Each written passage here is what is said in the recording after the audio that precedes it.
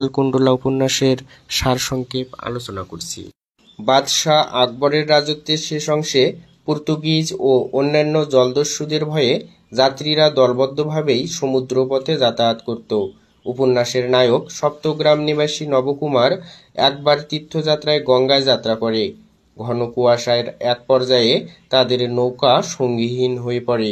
সূর্যের আলোয় যখন সব ধোঁয়াশা কেটে যায়, তারা অন্য এক নদী মোহনায় এসে পৌঁছে গেছে। জোয়ারের অপেক্ষায় যাত্রীরা নৌকা বেঁধে রান্নার আয়োজন শুরু করে, আর গহীন বনে কাঠ আনতে যায় সাহসী যুবক নবকুমার। জোয়ার এসে পড়ায় আর নবকুমারকে আসতে না দেখে তাকে না নিয়েই জাহাজ ছেড়ে দেয় এবং গ্রামে এসে প্রচার করে যে নবকুমারকে বাঘে খেয়েছে। এদিকে অসহায়, ক্লান্ত আর ক্ষুধার্ত নবকুমার জাহাজের অপেক্ষায় একসময় ঘুমিয়ে পড়ে। রাতের আধারে দূরে সে এক আলো দেখতে পেয়ে দ্রুত সেখানে ছুটে গিয়ে এক কাপালিকের সন্ধান পায়। কাপালিক তাকে ফলমূল খেতে দেয়। পরের দিন খাবারের সন্ধানে সমুদ্র তটে পৌঁছলে সে এক অপূর্ব নারীমূর্তি দেখে নবকুমার। সন্ধ্যায় কাপালিকের কুটিরে ফিরে এসে সেই নারী তাকে পালাতে বলে, কেননা সেই কাপালিক তাকে দেবতার উদ্দেশ্যে বলি দিতে চলেছে।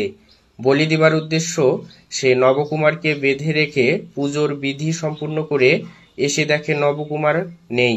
সেই রমণী অর্থাৎ কপালকুণ্ডলা নবকুমারকে নিয়ে পালিয়ে গেছে তার এক পরিচিত অধিকারীর বাড়িতে। অধিকারীর সহায়তায় সেদিন রাতেই তাদের বিবাহ সম্পূর্ণ হয়। পরের দিন তারা রওনা হয় সপ্তগ্রামে। কপালকুণ্ডলা পালকিতে আর নবকুমার পদব্রজে যাত্রা করায় নবকুমার পেছনে পড়ে যায়। এদিকে সন্ধ্যা ঘনিয়ে এলে সে দস্যুদের হাতে লাঞ্ছিত এক নারীর কণ্ঠস্বর শুনতে পায়।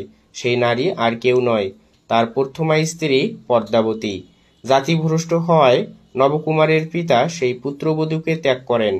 কপালকুণ্ডলার সৌন্দর্যে মুগ্ধ হয়ে মতি তার সমস্ত গহনা তাকে পরিয়ে দেয়।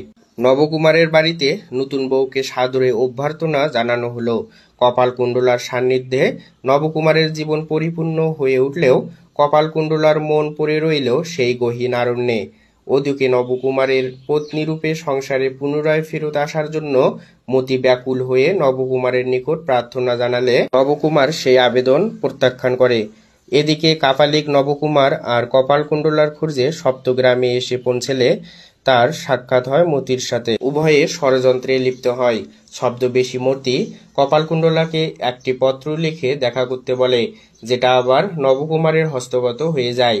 সেখানে কাপালিক ব্রাহ্মণ বেশে উপস্থিত হয়ে মতি আর কপালকুণ্ডলার দেখা করার দৃশ্য দেখায়। সেই